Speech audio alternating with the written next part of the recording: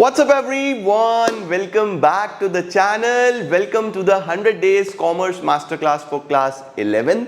और मेरे प्यारे चिंटू और चिंटी, मुझे उम्मीद है कि पिछले 2 दिन में आपको एक basic understanding of the subject तो हो ही गई है कि अकाउंटेंसी में कैसे हम क्या क्या चीजें करने वाले हैं। हमने बेसिक टर्म्स पढ़ी हैं और कुछ थियरिटिकल पार्ट भी एक चैप्टर नंबर 1 में कवर करा। आज हम करेंगे chapter number 3 accounting principles. Accounting principles अपने आप में एक बहुत सिंपल सा चैप्टर है, बट आपकी ये नॉलेज को बहुत नेक्स्ट लेवल ले जाएगा और तुम फिर सब्जेक्ट के बारे में थोड़ी बेसिक बातचीत कर पाओगे। तो चलिए बिना समय को वेस्ट करते हुए जल्दी से शुरू करते हैं चैप्टर नंबर 3 अकाउंटिंग प्रिंसिपल्स, और इसको भी जल्दी से बढ़िया तरीके से मस्त तरीके से समझ के करते हैं कंप्लीट। चलिए जल्दी से लेट्स बिगिन।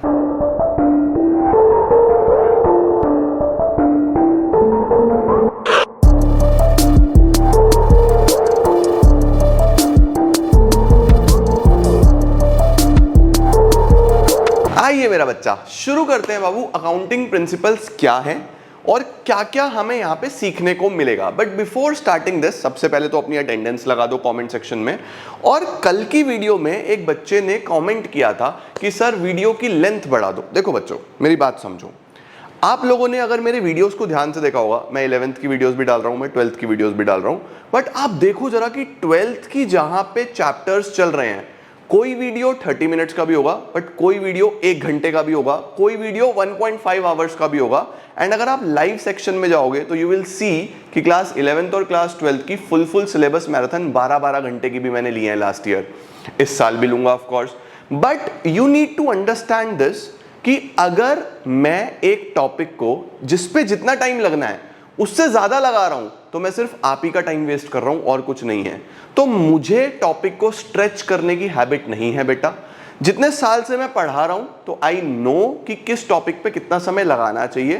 तो टाइम आप मेरे पे छोड़ो कि कौन सा टॉपिक कितने में कराना है। तुम मेरे पे भरोसा करके, बड़ा भाई समझ के अच्छे से पढ़ते चले जाओ, तुम्हारे नंबर में कोई भी कमी नहीं आएगी। Trust me on that. अगर कोई टॉपिक 20 मिनट्स का होगा तो मुझे शौक नहीं है कि मैं अपने व्यूज के चक्कर में उस वीडियो को 40 मिनट, 50 मिनट, 60 मिनट्स एक्सटेंड करूं कि मैं तो बहुत डिटेल पढ़ाता हूं। नहीं भाई, अगर वो 20 मिनट डिजर्व करता है तो मैं 20 मिनट में ही उसको खत्म करूंगा। अगर उस पर 1 घंटा लगाना है तो मैं 1 घंटा भी लगाऊंगा। अभी जर्नल जैसे चैप्टर्स आएंगे उसमें टाइम भी लगेगा, बट तुम पढ़ते चले जाओ, बिल्कुल चिंता मत करो। मेरा काम तुम्हारे लिए जो बेस्ट है वो करना है, अपना बेनिफिट नहीं देखना है। ठीक हो गया मेरा बच्चा? तो शुरू करते हैं हम अकाउंटिंग प्रिंसिपल्स के साथ। अब sir, what is accounting principle? ये अकाउंटिंग प्रिंसिपल क्या होता है? देखो बेटा, सबसे पहले हम अकाउंटिंग तो समझ गए कल कि अकाउंटिंग में हम किस तरीके से बिजनेस की लैंग्वेज है कि बिजनेस के बारे में हमें चीजें देखनी है कि बिजनेस में ट्रांजैक्शंस कैसे हो रही हैं, उनको कैसे रिकॉर्ड करना है, कैसे क्लासिफाई करना है, कैसे समराइज करना है, उसको अच्छे तरीके से हिसाब किताब बनाना है। That is accounting.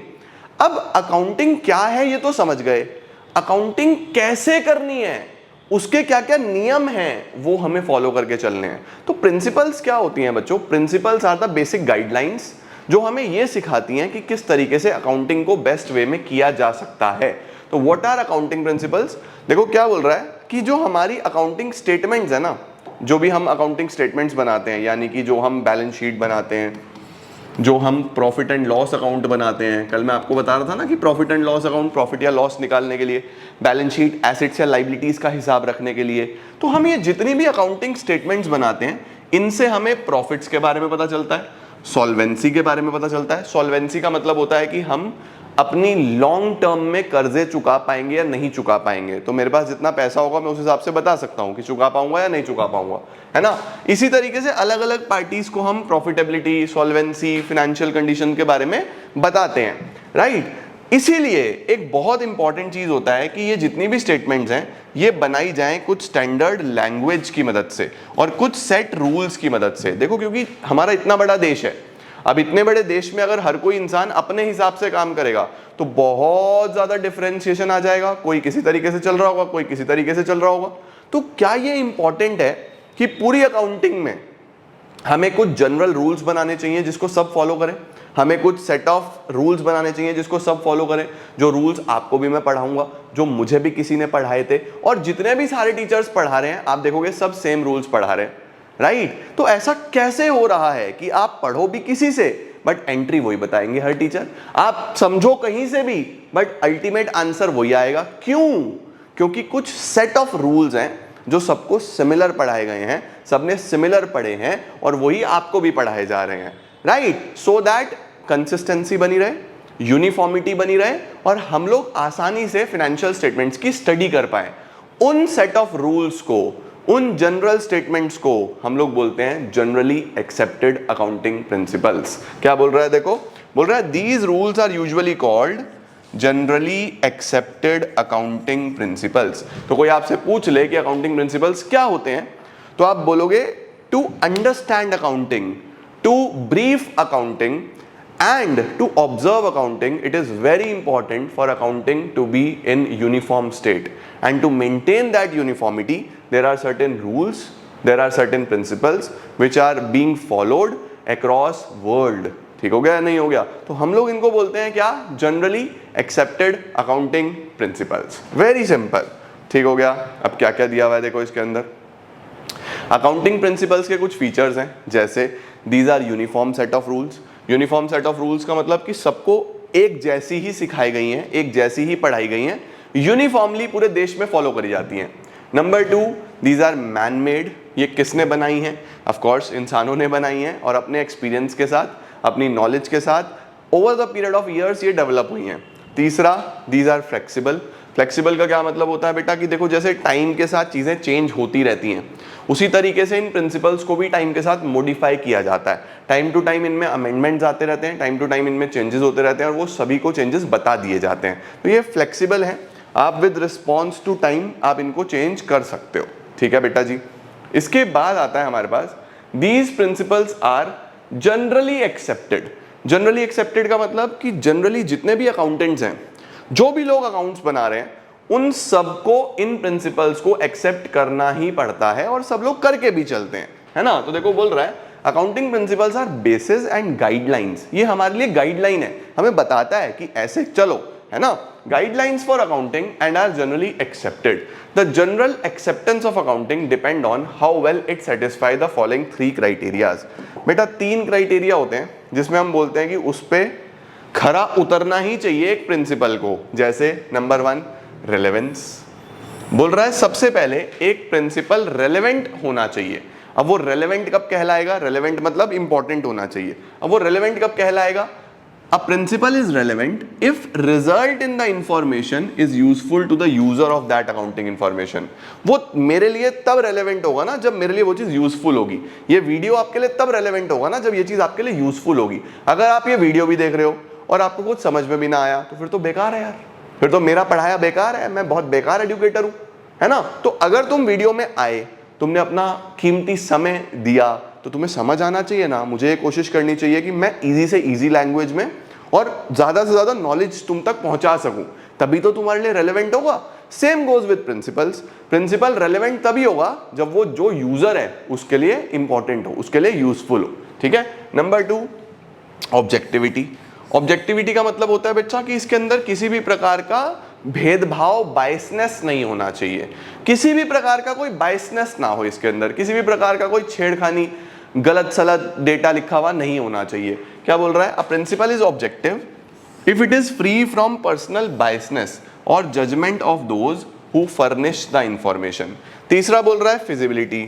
फिजिबिलिटी का क्या मतलब होता है? फिजिबिलिटी का मतलब होता है कि वो अप्लाई करना आसान हो, वो बहुत ज्यादा कॉम्प्लेक्स ना हो, वो मेरे लिए मुश्किल ना हो, है ना? प्रिंसिपल तभी मेरे काम का है जब मेरे लिए यूजफुल हो, जब बिना किसी भेदभाव के अप्लाई हो रहा हो, और तीसरा वो इजी टू अंडरस्टैंड हो, कॉम्प्लेक्स नहीं होना चाहिए।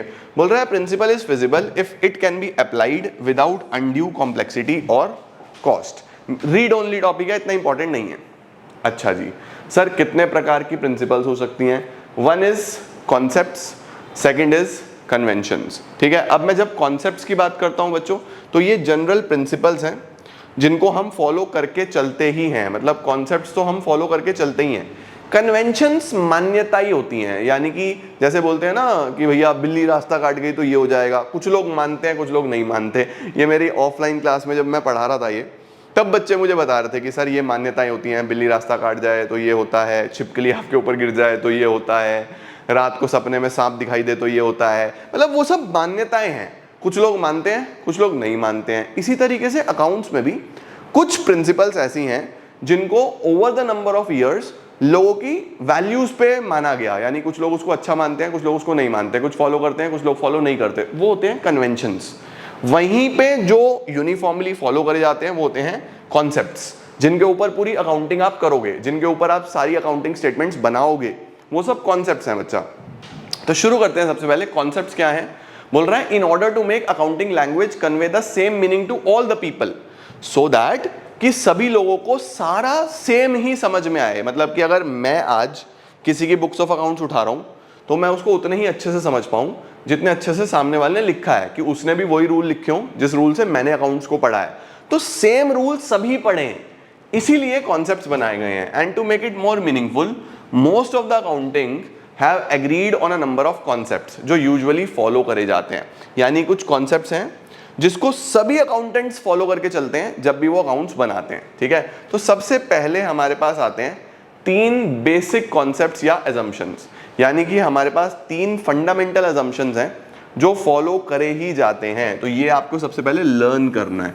3 फंडामेंटल अकाउंटिंग अजम्पशंस कौन से होते हैं, इसको लर्न करना मेरी जान, वेरी वेरी वेरी इंपॉर्टेंट। सावधान इंडिया सवाल। तो सबसे पहले आपका टीचर आपसे यही पूछ सकते हैं कि 3 फंडामेंटल अकाउंटिंग अजम्पशंस बताओ जो सब फॉलो करते ही करते हैं। सबसे पहला होता है बाबू गोइंग कंसर्न, दूसरा होता है कंसिस्टेंसी, तीसरा होता है एक्रूअल। अब ये दो तो आपने कहीं फिर भी सुना हो सकता है, ये बिल्कुल नया वर्ड होगा आपके लिए। मैं तीनों को बहुत आसानी से समझाता हूं आपको। Number 1 is going concern. Going concern में बच्चों पहले इसका एग्जाम्पल समझो, फिर मैं इसकी थियरी समझाऊंगा, है ना। मेरी पढ़ाने का टेक्निक ये है, पहले मैं प्रैक्टिकल एग्जाम्पल समझाऊंगा, फिर किताब से पढ़ दूंगा क्या लिखा है। देखो बच्चे, अगर मैं बैंक में जाता हूं बिजनेस लोन लेने के लिए, मैंने बैंक को बोला कि मेरा बिजनेस है, मुझे बिजनेस लोन चाहिए। कितने साल का चाहिए बैंक ने पूछा, मैंने कहा 15 साल का लोन चाहिए, मैं 2025 में ले रहा हूं, मैं इसको 2040 तक चुका दूंगा। मतलब ऑफ कोर्स मैं हर साल कुछ ना कुछ पेमेंट करूंगा, मैं 15 ईयर्स में इसको वापस करूंगा। बैंक ने मेरा लोन पास कर दिया, मुझे 15 ईयर्स के लिए लोन दे दिया। अब आप एक बात सोचो बच्चों, क्या कोई गारंटी है मेरा बिजनेस 15 साल चलेगा? क्या पता मैं 2 साल बाद बंद हो जाए, वो लॉस में चला जाए, क्या पता 5 साल में बंद हो जाए, क्या पता 6 महीने बाद बंद हो जाए। कौन कह सकता है कि मेरा बिजनेस 15 साल चलेगा ही चलेगा? No one knows. बट फिर भी बैंक 15 साल का लोन दे रहा है, फिर भी बैंक लोगों को 10-10 साल, 15 साल, 20 साल का लोन दे रहा है। ऐसा कैसे? ऐसा इसीलिए बच्चों क्योंकि एक बेसिक एजम्पशन होता है कि जो भी बिजनेस खोल रहा है उसके दिमाग में यह है कि उसको बिजनेस लंबे समय तक चलाना है। यानी वो बिजनेस बंद करने के लिए नहीं खोल रहा, वो बिजनेस चलाने के लिए खोल रहा है। तो हमारा एक बेसिक एजम्पशन होता है कि बिजनेस की लाइफ हम एज्यूम नहीं कर सकते। हम ये मान के चलेंगे कि बिजनेस तो खत्म ही नहीं होगा, बिजनेस तो चलता ही रहेगा, बिजनेस में गो ऑन फॉरएवर। तो बिजनेस जब हम करते हैं तो बहुत सारी ट्रांजैक्शंस हम फ्यूचर से रिलेटेड करते हैं, ये मान के कि business is not gonna close any time soon, अभी बंद नहीं हो रहा है। ये अजम्पशन है गोइंग कंसर्न। गोइंग कंसर्न का मतलब मेरा बिजनेस चलता रहेगा, चलता रहेगा, चलता रहेगा, बंद होने वाला नहीं है। समझे? दूसरा क्या होता है? दूसरा होता है कंसिस्टेंसी। सर कंसिस्टेंसी का क्या मतलब? जैसे हमारी वीडियो, भाई मैं जब तक वीडियो नहीं कर रहा था तो मैंने बच्चों को कुछ प्रॉमिस नहीं करा कि ठीक है यार मैं जब बनाऊंगा तो तुम सबके सामने आ जाऊंगा। बट अगर मैंने प्रॉमिस करा तो आई विल मेक श्योर कि I have to be consistent. मैं बहुत ज़्यादा बीमार होऊंगा, मेरी तबीयत खराब होगी या मुझे बहुत इमरजेंसी होगी तो शायद आपकी वीडियो ना आए, अदरवाइज मैं ये पूरा कोशिश करता हूँ कि मैंने जो बोला उस पर मैं कंसिस्टेंट रहूँ, मेरे बच्चों को मैं ऑन टाइम सारी वीडियोस प्रोवाइड कर पाऊँ। राइट? सिमिलरली अकाउंटिंग में भी हम ये कंसिडर करके चलते हैं कि अगर हम कोई मेथड फॉलो कर रहे हैं, जैसे सपोज मुझे मेरे स्टॉक को काउंट करना है, तो स्टॉक काउंट करने के बच्चों मल्टीपल मेथड होते हैं। अब आपको ज़्यादा डिटेल में नहीं जाऊंगा, मैं ऐसा लिख रहा हूँ मेथड 1, मेथड 2, मेथड 3। तो आप सबसे पहले इनमें से कोई एक मेथड चूज कर लो। सपोज मैंने बोला कि मैं अपना स्टॉक काउंटिंग मेथड 1 से करूंगा। Now it is my responsibility कि मैं हर साल मेथड 1 से ही करूं, मैं हर साल मेथड चेंज ना करूं। राइट? देखो अगर जब तक मैं कंसिस्टेंसी मेंटेन नहीं करूंगा तब तक मैं कंपेयर कैसे करूंगा अपने रिजल्ट्स को? भाई पहले साल इससे काउंट कर लिया, अगले साल इससे काउंट कर लिया, अब इसको इससे कंपेयर कैसे करूं? दोनों अलग अलग मेथड्स हैं। तो अगर मुझे प्रॉपर कंपैरिजन चाहिए तो मुझे consistently same methods of accounting को फॉलो करना है। अब मैंने आपको कल चैप्टर 1 में बताया था कि अकाउंटिंग इज एन आर्ट। अलग अलग चीजों के बहुत सारे मेथड्स आप पढ़ोगे, तो व्हाटएवर मेथड यू चूज, आपको उस पर कंसिस्टेंट रहना है, आपको उस पर सेम रहना है। ये बोलता है कंसिस्टेंसी कॉन्सेप्ट। समझे? तो पहला असम्पशन क्या है? बिजनेस की लाइफ बहुत लंबी होने वाली है। दूसरा असम्पशन क्या है कि आप जो भी मेथड, जो भी पॉलिसी अडॉप्ट करो, उसको जल्दी से चेंज नहीं करो, वो लॉन्ग टर्म तक चलनी चाहिए, सेम रहनी चाहिए, दैट इज कंसिस्टेंसी। तीसरा होता है बच्चों एक्रूअल कॉन्सेप्ट। सर अब ये एक्रूअल कॉन्सेप्ट क्या बोलता है? बच्चे ये जो कॉन्सेप्ट है ना, ये एक बेसिस ऑफ अकाउंटिंग को सिखाता है। मैं इसके बाद चैप्टर 4 पढ़ाऊंगा तुम्हें, जिसको बोलते हैं बेसिस ऑफ अकाउंटिंग। अब सर बेसिस ऑफ अकाउंटिंग का मतलब होता है कि आप जब अकाउंटिंग करते हो, जब आप हिसाब रखते हो, तो दो तरीके से हिसाब रखा जा सकता है। एक होता है कैश बेसिस, एक होता है एक्रूअल बेसिस। एक्रूअल का मतलब अभी बता रहा हूं बस। एक्रूअल बेसिस देखो, जो कैश बेसिस होता है ना बेटा, ये हमें ये बोलता है कि बिजनेस में ट्रांजैक्शन को तब रिकॉर्ड करो जब पैसा आए या पैसा जाए।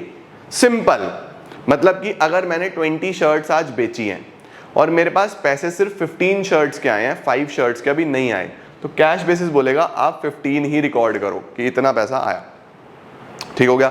एक्रूअल बोलता है कि भाई ये बात गलत है, ये इनकम्प्लीट इंफॉर्मेशन है। भाई जब शर्ट्स 20 बिकी हैं तो आप 20 की सेल लिखो ना, 15 की कैश में और 5 की क्रेडिट में, 5 की उधार में, तभी तो कंप्लीट इंफॉर्मेशन होगा। तो एक्रूअल कॉन्सेप्ट में हमें यह सिखाया जाता है कि आपको अपने बिजनेस में ट्रांजैक्शंस को रिकॉर्ड करना है इर्रिस्पेक्टिव ऑफ द फैक्ट कि पैसा मिला है या नहीं मिला है। यानी बिजनेस में क्रेडिट ट्रांजैक्शंस को भी उतनी ही वैल्यू दो जितनी कैश ट्रांजैक्शन को दी जाती है। अगर आपने 20 शर्ट सेल करी हैं जिसमें 10 के पैसे आ गए हैं, 10 के पैसे नहीं आए हैं, तो आप रिकॉर्ड 20 की 20 करो। समझे? अब सपोज मेरा कोई मार्च का खर्चा है, मेरा मार्च का बिजली का बिल है और मैंने वो मार्च में नहीं दिया, मैंने वो जुलाई में जाके दिया, तो कैश बेसिस बोलता है उसको जुलाई में लिखो जब आपके पास से पैसा गया। एक्रूअल बोलता है गलत हो जाएगा, जब मार्च का खर्चा है तो मार्च में लिखो ना, उसको जुलाई में क्यों लिखते हो? अगर जुलाई में मार्च के खर्चे लिखोगे तो जुलाई के कब लिखोगे? और अगर जुलाई और मार्च दोनों के जुलाई में लिखोगे तो उस महीने का खर्चा अननेसेसरीली बढ़ जाएगा। ये गलत पिक्चर दिखा रहा है या सही पिक्चर तो नहीं दिखा रहा। तो एक्रूअल का कहना सिंपल है कि जिस पर्टिकुलर टाइम पीरियड का जो भी खर्चा है या जिस पर्टिकुलर टाइम पीरियड की जो भी इनकम है, उसको उसी पीरियड में रिकॉर्ड करो। इट डज नॉट मैटर कि पैसा आया है या गया है, नहीं आया है या नहीं भी गया है। अगर कोई पर्टिकुलर एक्सपेंस या इनकम किसी पीरियड की है तो उस पीरियड में उसको लिखो। अगर जनवरी का कोई खर्चा या इनकम है, उसको जनवरी में लिखो, पैसा आए या ना आए, पैसा जाए या ना जाए। अगर फेब का कोई खर्चा या इनकम है, उसको फेब के खर्चे या इनकम में लिखो, पैसा जाए या ना जाए, पैसा आए या ना आए, इट डज नॉट मैटर। जिस मंथ की जो ट्रांजैक्शन है उस मंथ में आपको उसको रिकॉर्ड करनी है। ये बोलता है एक्रूअल कॉन्सेप्ट। समझ में आई बात? ठीक है, तो 3 तो assumptions हैं जो सब फॉलो करके चलेंगे ही चलेंगे। गोइंग कंसर्न क्या है? देखो बच्चों, गोइंग कंसर्न क्या है? It is assumed that the business will continue to exist for a long period in the future. The transactions are recorded on the books on the assumption that it is a continuing enterprise. वो जल्दी से बंद नहीं होने वाला है, इसीलिए हम एसेट्स को उसकी ओरिजिनल कॉस्ट पे रिकॉर्ड करते हैं और फिर डेप्रिसिएशन उन पे लगाते रहते हैं। समझे? क्लियर हुआ क्या? Okay. Because of this concept the full cost of machine would not be treated as expense in the year of its purchase. अब इसका क्या मतलब है, ये तुम थोड़ा सा आगे जाके समझ पाओगे। इसका मतलब ऐसा है बच्चे कि जैसे सपोज मैंने 1 लाख रुपीस का लैपटॉप खरीदा, तो लोगों को लगता है कि मेरा 1 लाख का खर्चा हो गया, लेकिन हम बोलते हैं कि भैया ये लैपटॉप बिजनेस में 5 साल तो चलेगा, तो हम इसको 5 साल में डिवाइड करके खर्चे को लिखेंगे कि पहले साल 20,000 का खर्चा, अगले साल फिर 20,000 का खर्चा, तीसरे साल फिर 20,000 का खर्चा, चौथे साल फिर 20,000 का खर्चा, 5वें साल फिर 20,000 का खर्चा। This is the right way of writing this. ये है सही तरीका इसको लिखने का। समझे? ये कौन से कॉन्सेप्ट ने हमको बोला कि इसको हम 5 साल, पता नहीं 5 साल बिजनेस चलेगा या नहीं चलेगा, लेकिन हम फिर भी लिख रहे हैं। ये है गोइंग कंसर्न की वजह से। ठीक हो गया? परफेक्ट। चलो सर, इसके बाद कंसिस्टेंसी। कंसिस्टेंसी बोलता है कि जो भी अकाउंटिंग मेथड्स हैं they should remain consistent from 1 year to another. यानी मेरे जो भी अकाउंटिंग मेथड्स हैं the accounting principles and accounting methods जो भी हम फॉलो कर रहे हैं, इट शुड रिमेन कंसिस्टेंट, वो कंसिस्टेंट रहने चाहिए from one year to another. These should not be changed from year to year. ये ईयर टू ईयर चेंज नहीं होने चाहिए in order to enable the management to compare the profit and loss and balance sheet. अगर आप profit and loss account को और balance sheet को compare करना चाहते हो तो आपके जो मेथड्स यूज्ड हैं वो कंसिस्टेंटली सेम होने चाहिए. ठीक हो गया बेटा. If firm adopt different accounting principles, the profits of current period will not be comparable with profits of the preceding period, पिछले वाले के. तो कंसिस्टेंसी को आपको फॉलो करके चलना ही है. सही हो गया बेटा. उसके बाद एक्रूअल सबसे important, this is very very very important. सावधान इंडिया सवाल, वेरी इंपॉर्टेंट, इसको तो बहुत अच्छे से करना. एक्रूअल क्या बोलता है? It is used for recording of transaction. It is more appropriate for performance of the business enterprise as compare to cash basis. मैंने आपको दोनों बताए हैं, कैश भी और एक्रूअल भी. इस पे चैप्टर 4 है पूरा का पूरा, उसमें और डिटेल में पढ़ेंगे. ठीक है. Accrual concepts apply equally to revenue and expenses, चाहे पैसा आने की बात हो चाहे पैसा जाने की बात हो. In accrual concept revenue is recorded when sales are made or services are rendered and it is immaterial whether cash is received or not. बोल रहा है कि जब सेल हुई है उस दिन पे रिकॉर्ड कर दो, फर्क नहीं पड़ता कि पैसा आया है या नहीं आया है. अगर सेल जनवरी की है तो जनवरी में लिखो, सेल फेब की है तो फेब में लिखो, सेल मार्च की है तो मार्च में लिखो, फर्क नहीं पड़ता पैसा कब आ रहा है. सिमिलरली खर्चा, अगर जनवरी का है तो जनवरी में लिखो, फेब का है तो फेब में लिखो, मार्च का है तो मार्च में लिखो. सिंपल. ठीक है. परफेक्ट सर, बढ़िया हो गया सर. इसके बाद बेचा वाह. इसके बाद बच्चे कुछ कॉन्सेप्ट्स और हैं. ठीक है. कौन कौन से कॉन्सेप्ट्स हैं आओ जरा देखते हैं. सबसे पहले business entity concept. Sir business entity concept क्या बोल रहा है? देखो हमने ये बेसिक टर्म्स में भी पढ़ा था कि हमारे बिजनेस की एंटिटी यानी हमारे बिजनेस की पहचान अपने नाम से होती है, ऑनर के नाम से नहीं होती. भाई अगर मेरा मोबाइल फ़ोन है और मेरे मोबाइल फ़ोन के अंदर जियो का सिम है और मेरे नेटवर्क नहीं आ रहे तो मैं बोलता हूँ जियो के नेटवर्क चले गए, ना कि अंबानी के नेटवर्क चले गए. क्यों? क्योंकि भाई अंबानी एक इंडिविजुअल है, उसकी अपनी एंटिटी है, अपना एग्जिस्टेंस है. जियो एक कंपनी है, उसकी अपनी एग्जिस्टेंस है. तो बिजनेस अपनी पहचान रखते हैं और मालिक अपनी अलग पहचान रखते हैं. आप कभी भी इन दोनों को मिक्स नहीं करोगे. यानी आप जब भी अकाउंट्स बनाओगे तो आपकी नज़र में बिजनेस एक अलग इंसान है, आर्टिफिशियल पर्सन है बिजनेस एक. समझे? बिजनेस अपने नाम से जाना जाएगा, बिजनेस अपने खर्चे करेगा, बिजनेस अपनी इनकम करेगा, पर्सन अपने अलग करेगा. क्या बोल रहा है? According to this concept business is treated as separate unit and distinct from owner, creditor, manager and other.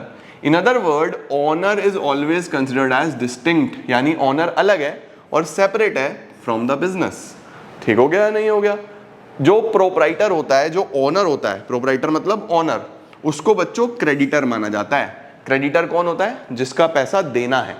Creditor कौन होता है? जिसका पैसा देना है. मैंने आपको बताया था ना इंटरनल लाइबिलिटी, कि भैया जो बिजनेस है वो ये मानता है कि ओनर ने पैसा इन्वेस्ट किया हुआ है, मुझे उसका पैसा चुकाना है. ये इंटरनल लाइबिलिटी है बिजनेस की. समझे? तो इस कॉन्सेप्ट की वजह से ही, इस कॉन्सेप्ट की वजह से हम लोग क्या मान के चलते हैं कि जो हमारी कैपिटल है वो लाइबिलिटी ऑफ द बिजनेस है, क्योंकि बिजनेस अलग है और ओनर अलग है. समझे? बिजनेस एंटिटी समझे? इसको हम business entity separate entity concept भी बोलते हैं. चलो सर, नेक्स्ट क्या आता है? Money measurement concept. बच्चों मनी मेजरमेंट कॉन्सेप्ट हमें ये बोलता है कि हमें ट्रांजैक्शंस को रिकॉर्ड करना है मनी की टर्म्स में. यानी अगर मैंने बिजनेस में ये 10 बैग खरीदे, ये 10 बैग्स मैंने बाय करे, तो मैं उसको 10 बैग नहीं लिखने वाला. मैं ये लिखने वाला हूँ कि भैया इस ये 10 बैग कितने के हैं. अगर 500 का एक है तो 5000 रुपीज से एंट्री करूंगा. बिजनेस में मैं वही ट्रांजेक्शन्स रिकॉर्ड करूंगा जो मनी की टर्म्स में मेजर हो सकती हैं. जो मनी की टर्म्स में मेजर नहीं हो सकती उनको मैं रिकॉर्ड ही नहीं करूंगा. ये एक लिमिटेशन भी है बिजनेस का, बट अकाउंटिंग का, बट इसको हम फॉलो करके चलते हैं. ठीक है. अब जैसे इसका लिमिटेशन देखो, इसमें नुकसान कैसा होता है. भाई फॉर एग्जाम्पल मेरा इंप्लॉई है, अब वो अच्छा परफॉर्मेंस नहीं कर रहा तो मुझे नुकसान तो हो रहा है, बट मनी की टर्म्स में उसको मेजर नहीं कर सकता मैं कि कितना नुकसान हो रहा है, तो उसको मैं रिकॉर्ड नहीं करता, है ना. तो देखो क्या बोल रहा है, only those transactions and events are recorded which are capable of being expressed in terms of money. जिनको हम मनी की टर्म्स में एक्सप्रेस कर सकते हैं। An event even though it may be very important, बोल रहा है एक इवेंट चाहे कितना ही इंपॉर्टेंट क्यों ना हो, तब तक रिकॉर्ड नहीं होगा जब तक उसका इफेक्ट हम मनी की टर्म्स में मेजर नहीं कर सकते। अब देखो ये कितनी इंपॉर्टेंट चीजें हैं, लेकिन हम इनको रिकॉर्ड नहीं करते। जैसे क्वालिटी ऑफ द मैनेजमेंट, मेरा मैनेजमेंट कितना अच्छा है, भाई जितना अच्छा होगा उतना प्रॉफिट होगा, जितना बेकार होगा उतना लॉस होगा। इमेज ऑफ द एंटरप्राइज, है ना, loss of profit due to labour strike, अगर लेबर स्ट्राइक हो गई मुझे नुकसान होगा लेकिन रिकॉर्ड नहीं करूंगा। कैपेबिलिटी ऑफ ह्यूमन रिसोर्सेज, मेरे रिसोर्सेज कैसे हैं, कितने कैपेबल हैं, जितने कैपेबल होंगे उतना मुझे फायदा होगा लेकिन रिकॉर्ड नहीं करूंगा। तो ये बच्चों कितनी इंपॉर्टेंट चीजें हैं, बट रिकॉर्ड नहीं करते। क्यों? क्योंकि मनी मेजरमेंट बोलता है सिर्फ वो रिकॉर्ड करेंगे जो मनी की टर्म्स में है, ठीक है। देन वी हैव बच्चा एक नया concept, accounting period concept. Sir accounting period concept क्या है? बेटा बहुत आसान, अकाउंटिंग पीरियड कॉन्सेप्ट ये बोलता है कि एक्चुअल बिजनेस कैसा चला। भाई मैंने अगर अपने जीवन में बिजनेस करा तो मेरा बिजनेस मैंने कैसा चलाया ये तब पता लगेगा जब ये बिजनेस बंद हो जाएगा। अब सपोज मैंने बिजनेस 50 साल चलाया, 50 साल का क्या मैं वेट करूं कि मेरे बिजनेस से मुझे फायदा हुआ या नुकसान हुआ, पता चले मैं 50 साल तक घाटा ही करता रहा, हाँ या ना? तो इतना लंबा टाइम रोकना तो गलत है। हाँ ये बात सही है कि असली परफॉर्मेंस तो 50 साल बाद ही पता चलेगी कि कैसे करी, लेकिन क्या इतना लंबा समय वेट करना मेरे लिए ठीक है? The answer is no. हमें एक टाइम पीरियड सजेस्ट कर लेना चाहिए और उस टाइम पीरियड में हम अपने बिजनेस का हिसाब किताब बनाएंगे। अब वो जो टाइम पीरियड है वो हम लेते हैं मेरे बच्चा 1 ईयर। वो टाइम पीरियड हम कितना लेते हैं? 1 ईयर। और उस 1 साल के पीरियड में हम रिकॉर्ड करते हैं सारी ट्रांजैक्शंस और उस 1 साल में हम सारा हिसाब किताब करते हैं और इसी तरीके से हर साल करते हैं।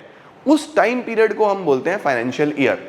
और वो फाइनेंशियल ईयर कब शुरू होता है? 1 अप्रैल को। कब खत्म होता है? 31 मार्च को। तो क्या हमने अपने बिजनेस का हिसाब किताब देखने के लिए पूरी जीवन ना देख के हर साल का एक टाइम पीरियड ले लिया, 12 मंथ्स ले लिया? अब हो सकता था कि मैं टाइम पीरियड 6 मंथ्स ले लूं, हो सकता है मैं टाइम पीरियड 3 मंथ्स ले लूं। वो मेरा अपना पर्सनल चॉइस है कि मैं हिसाब किताब हर 3 महीने बाद करता हूं, हर 6 महीने बाद करता हूं, हर 1 साल बाद करता हूं। बट जनरली सारे बिजनेसेस 1 साल में हिसाब किताब करते हैं, अपना देखते हैं कि प्रॉफिट हुआ या लॉस हुआ। 1 साल का जो हमने कॉन्सेप्ट लगाया इसी को बोलते हैं अकाउंटिंग पीरियड कॉन्सेप्ट। देखो बोल रहा है बिजनेस तो कंटिन्यू करेगा इनडेफिनिटली, बंद ही नहीं होने वाला, लेकिन ट्रू रिजल्ट्स बिजनेस के तभी पता चलते हैं जब बिजनेस बंद हो जाए। इसीलिए हम क्या करते हैं, हम करंट पीरियड में हिसाब किताब देखने के लिए बिजनेस की लाइफ को डिवाइड कर देते हैं छोटे छोटे टाइम इंटरवल्स में, वेरी स्मॉल टाइम इंटरवल्स में, for measurement of the profits of the business, right. 12 months period usually adopt किया जाता है for this purpose.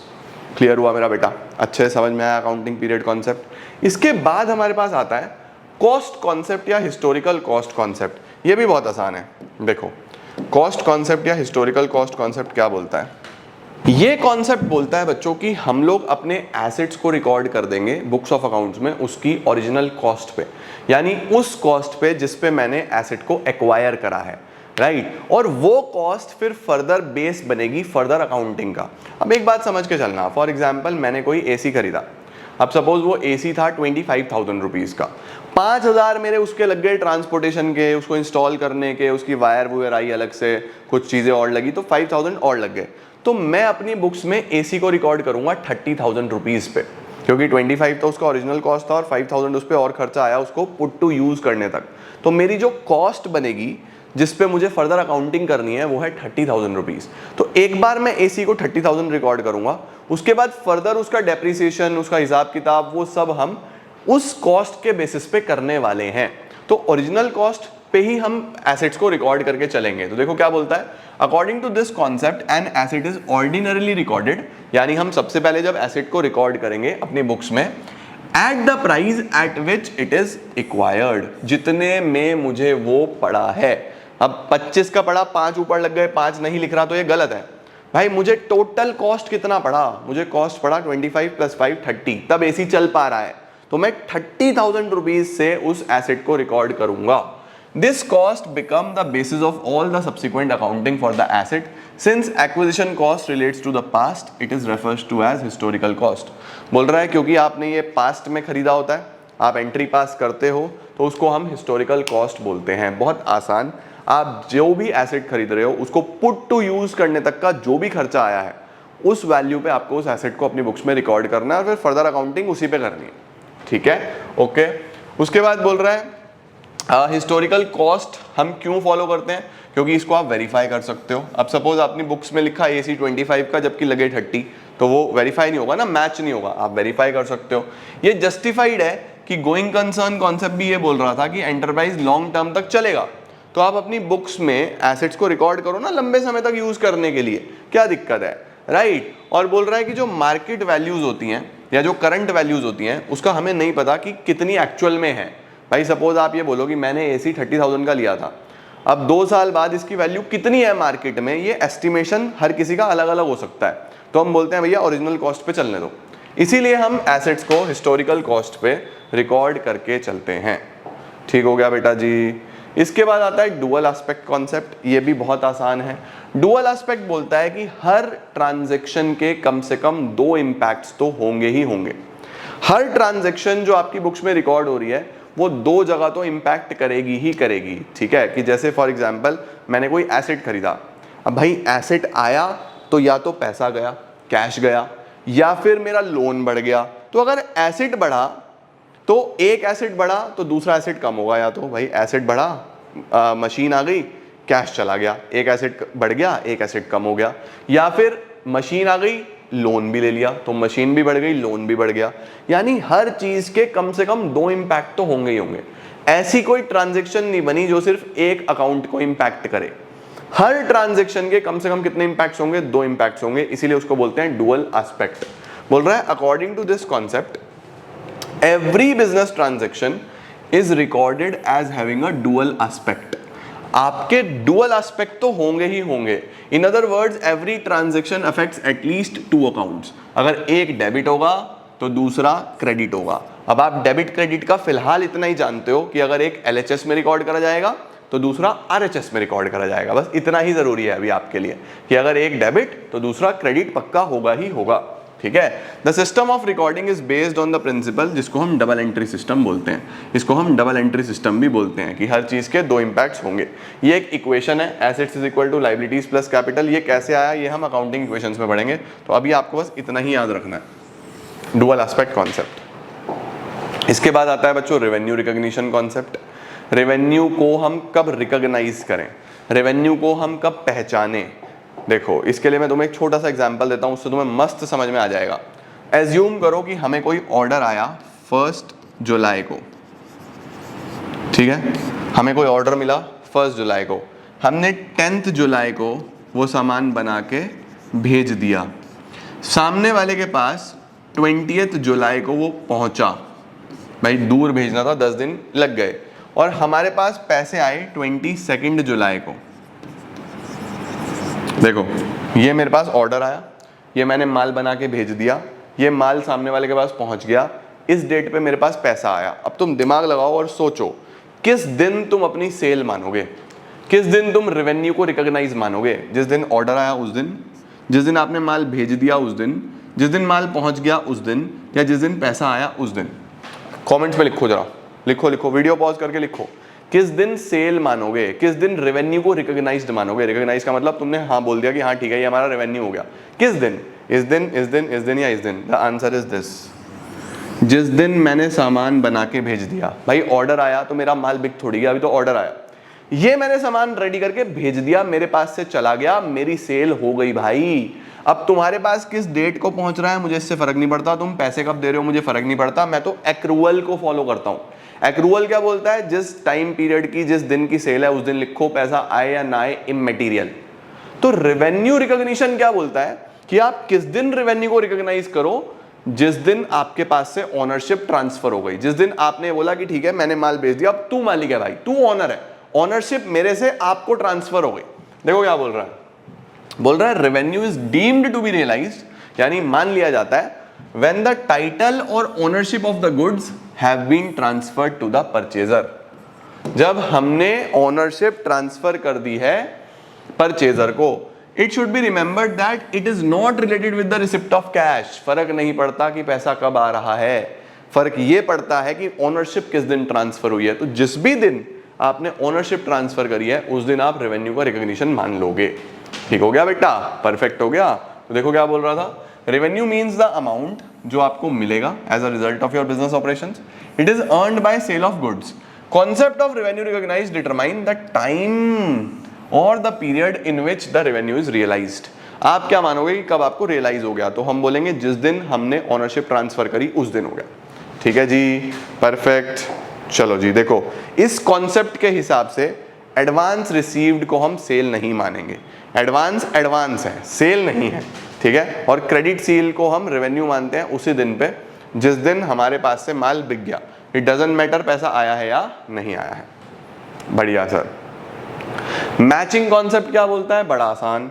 Matching concept ये बोलता है बच्चों कि आपने जितने भी यूनिट्स बेच के पैसा कमाया, रेवेन्यू का मतलब पैसा आना, आपके पास जो भी खर्चा आया इसी सामान का खर्चा इसके साथ कंपेयर करो, इसी का कॉस्ट इसके साथ कंपेयर करो, तब आपका सही प्रॉफिट या लॉस आएगा.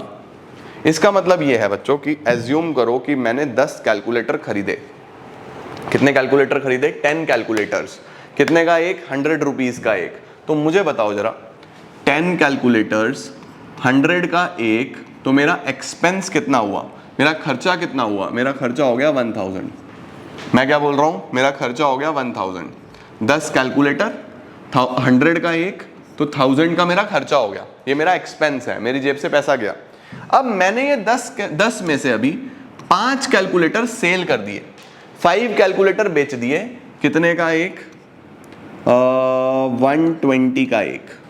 कितने का एक बेच दिया? 120 का एक बेच दिया. तो मुझे बताओ मेरे को कितना पैसा आया, मेरा रेवेन्यू कितना हुआ? 120 इंटू 5, 600 हो जाएगा क्या? ये हो गया 600. ये पैसा मेरे पास आ गया. ठीक है, ये मेरा हो गया रेवेन्यू. तो हमारी बुक्स में अगर ऐसा लिखा है कि 600 का रेवेन्यू हुआ, 1000 का खर्चा हुआ, 400 का लॉस आ गया, 400 का लॉस आ गया. अब आप बताओ क्या ये बात आपको सही लग रही है? क्या आपको ये 400 का लॉस जेन्युइन लग रहा है? क्या आपको ये 400 का लॉस सही लग रहा है? मैचिंग कॉन्सेप्ट ये बोलता है भैया ये बताओ ये रेवेन्यू कितने कैलकुलेटर का है? कितने कैलकुलेटर का है? मैंने बोला 5 कैलकुलेटर का. तो बोल रहा है क्या ये खर्चा भी 5 का है? हमने कहा नहीं, ये खर्चा तो 10 का है. बोल रहा है ये गलत है. फिर जब आपने रेवेन्यू 5 का लिया है तो खर्चा भी 5 का लो ना यार, तब सही पिक्चर आएगी सामने. इसका मतलब मैं यहां पे 5 का खर्चा लिखूंगा तो मैं बोलूंगा अभी 10 नहीं 5 बताओ कितने के? 5 इंटू 100 500. तो मेरे पास यहां पे 100 का देखो प्रॉफिट आ गया. This is true. ये सही है.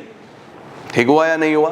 तो मैचिंग कॉन्सेप्ट ये बोलता है कि आपने जितने क्वांटिटी का रेवेन्यू लिया है उतनी ही क्वांटिटी का खर्चा लो, तब सही प्रॉफिट या लॉस निकलेगा. अगर तुमने अलग अलग ले लिया ना तो फिर तो गड़बड़ है, फिर सही प्रॉफिट या लॉस नहीं आएगा. समझे? देखो क्या बोल रहा है. It is very important for correct determination of profit. According to this concept the net profit from business operations, all the cost, जो भी खर्चे which are applicable to revenue, जो खर्चे उस रेवेन्यू को कमाने में आए, यानी आप जो भी रेवेन्यू ले रहे हो, जो भी कमाई ले रहे हो, उसको कमाने में जो भी खर्चे आए वो उसके साथ कंपेयर करो. It should be charge against that revenue. समझे? इसका मतलब तुमने पैसा दिया है या नहीं दिया है. अगर तुम्हें इस पैसे को कमाने में कुछ खर्चा आया है तो उसको इसके साथ मैच करो, तब सही प्रॉफिट या लॉस आएगा. समझे? इसके बाद आता है बच्चों objectivity concept. Sir what is objectivity? Objectivity simple है बच्चों. ऑब्जेक्टिविटी का मतलब कि मेरी जो भी मैं अकाउंटिंग कर रहा हूं उसके अंदर किसी भी प्रकार का कोई गड़बड़ नहीं होना चाहिए. मुझे एग्जैक्ट वर्ड नहीं आ रहा मेरे ब्रेन में जो मैं तुम्हें बताना चाह रहा हूं. किसी भी प्रकार का कोई हिसाब किताब गड़बड़ नहीं होना चाहिए, खराबी नहीं होनी चाहिए. उसके अंदर किसी भी प्रकार का कोई भेदभाव, कोई वैल्यू को कम या ज्यादा दिखाना, कुछ गड़बड़ करना, ये सब नहीं होना चाहिए. देखो क्या बोल रहा है. This concept requires that accounting transaction should be recorded in an objective manner. Objective manner का मतलब होता है फ्री फ्रॉम पर्सनल बायसनेस, यानी किसी भी प्रकार की उसके अंदर बायसनेस, इधर उधर की वैल्यू कम ज्यादा ऊपर नीचे करना, ये सब नहीं चलना चाहिए. चाहे वो मैनेजमेंट का हो, चाहे वो अकाउंटेंट का हो, वो सब नहीं होना चाहिए. It is possible only when each transaction is supported by document. बोल रहा है हर ट्रांजैक्शन का सबूत होना चाहिए, हर ट्रांजैक्शन के साथ एक बिल होना चाहिए, उसको आप अपने पास मेंटेन करके रखो, तब आपकी अकाउंटिंग ऑब्जेक्टिविटी दिखाएगी. समझे? तो ऑब्जेक्टिविटी सिंपल बोलता है कि आपकी जितनी भी अकाउंट्स आप बना रहे हो, it should be free from biasness, it should be free from किसी भी प्रकार का अपना पर्सनल बेनिफिट, ये सब नहीं होना चाहिए। जो ट्रू है वह ट्रू एंड फेयर दिखाओ। ठीक हो गया बेटा? चलो सर, फिर कॉन्सेप्ट्स और कन्वेंशंस में एक डिफरेंस लिखा हुआ है। अब मैंने आपको बताया कॉन्सेप्ट्स और कन्वेंशंस के बारे में। कन्वेंशन मान्यताएं होती हैं बेटा। देखो बोल रहा है कॉन्सेप्ट्स की लीगल एक्सेप्टेंस है, कि लॉ बोलता है कि हाँ ठीक है हम इसको एक्सेप्ट करेंगे। कन्वेंशंस जो हैं, जो भी हम पढ़ेंगे, वो कस्टम, यूजेज, जनरल एग्रीमेंट की हाँ लोग मान लेते हैं कि चलो ठीक है मान लिया आपकी बात, right. Recording versus financial transactions क्या बोल रहा है? अकाउंटिंग कॉन्सेप्ट्स जो है वो बेसिक असम्पशंस हैं जिनको हम फॉलो करके ही चलते हैं जब भी हम एंट्रीज को रिकॉर्ड कर रहे होंगे। जबकि कन्वेंशंस जो है ये मेनली प्रॉफिट एंड लॉस और बैलेंस शीट में यूज होते हैं, इनका एंट्रीज में बहुत ज्यादा रोल नहीं है। उसके बाद इंपॉर्टेंट ये बच्चों यूनिफॉर्म सेट ऑफ रूल्स हैं जिनको सब फॉलो करते हैं। वो कॉन्सेप्ट इतने इंपॉर्टेंट नहीं है, वो मेनली बस मान्यताएं हैं कि ये कर लो या ये कर लो, तुम्हारी इच्छा है। ठीक हो गया? इसके बाद क्या बोल रहा है? इसके अंदर there is no role of personal judgement. Rule नहीं है, रोल है। इसके अंदर पर्सनल जजमेंट का कोई भी रोल नहीं है। जो सिखा दिया गया है, कॉन्सेप्ट्स बना दिए गए हैं, वो हम फॉलो करके चलते हैं, लेकिन उसके अंदर पर्सनल जजमेंट होती है। आप अपने हिसाब से भाई, सबकी अलग अलग मान्यताएं होती हैं। ठीक है, परफेक्ट। ये यूनिफॉर्म है, सेम सेट ऑफ रूल्स हैं, यहाँ पे यूनिफॉर्मिटी नहीं है। ओके, कोई भी 3 पॉइंट्स बच्चों आप यहाँ पे याद रख सकते हो। अब हमारे पास जो कन्वेंशंस हैं वो कितनी होती हैं सर? 3 होती हैं। Number 1 full disclosure, number 2 materiality, number 3 conservatism. तीनों यहाँ पे सिखा रहा हूँ, फिर पढ़ाता हूँ। फुल डिस्क्लोजर, फुल यानी सब कुछ, डिस्क्लोजर मतलब रिकॉर्ड करो, डिस्क्लोज करो, रिकॉर्ड करो। फुल डिस्क्लोजर, जो लोग फुल डिस्क्लोजर को फॉलो करते हैं वो ये बोलते हैं कि मेरी अकाउंटिंग में मुझे हर ट्रांजैक्शन रिकॉर्ड करनी है, चाहे वो मेरे लिए इंपॉर्टेंट है चाहे वो मेरे लिए इंपॉर्टेंट नहीं है। यानी अगर कोई मेरी ऐसी लाइबिलिटी है, सपोज फॉर एग्जांपल हमारी फर्म पे कोई कोर्ट केस चल रहा है, हमारे पे किसी ने केस किया हुआ है कि इन्होंने हमारे 50,000 देने हैं, मैं बोल रहा हूँ नहीं देने, सामने वाला बोल रहा है देने हैं, मैं बोल रहा हूँ नहीं देने, सामने वाला बोल रहा है देने हैं। मैंने कहा चल ठीक है भाई, तो एक काम कर, कोर्ट चला जा। अब उसने हमारे ऊपर कोर्ट में केस कर दिया। अब अगर हम केस हार गए तो हमको वो पैसा देना है, अगर हम केस जीत गए फिर हमको कोई भी पैसा देने की जरूरत नहीं है। तो मुझे वो पैसे देने हैं या नहीं देने हैं वो तो डिपेंड करता है ना कोर्ट केस पे। तो लाइबिलिटी हो भी सकती है, लाइबिलिटी नहीं भी हो सकती। तो लाइबिलिटी होगी या नहीं होगी वो तो फ्यूचर में पता लगेगा। फुल डिस्क्लोजर बोलता है अभी लिखो इसको, किस नाम से? कॉन्टिंजेंट लाइबिलिटी के नाम से। कॉन्टिंजेंट का मतलब कि होगी या नहीं होगी ये फ्यूचर में होने वाली किसी सिचुएशन पे डिपेंड करेगा।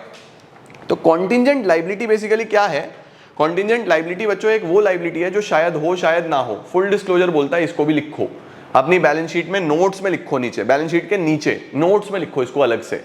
फुल डिस्क्लोजर मतलब हर चीज रिकॉर्ड करो। तो कुछ लोग इसको मान के चलते हैं, कुछ लोग इसके उल्टे होते हैं। इसका